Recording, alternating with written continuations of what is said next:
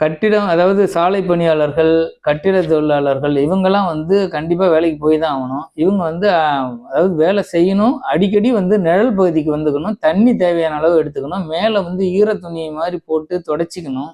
அது மேல வந்து முடிஞ்ச அந்த ப்ரொடெக்டிவ் எக்யூப்மெண்ட் போட்டுக்கிட்டு பண்ணிக்கிறது நல்லது.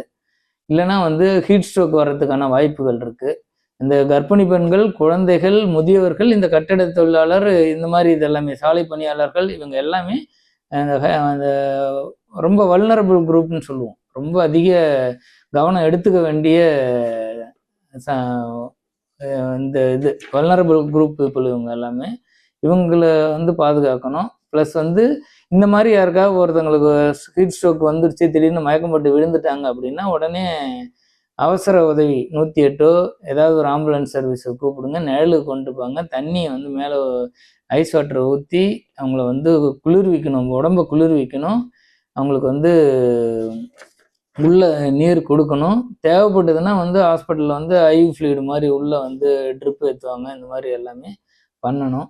அதனால முடிஞ்ச அளவு வந்து இந்த வெயிலில் போகாமல் தடுக்கிறதுக்கான முயற்சியை பண்ணிக்கோங்க.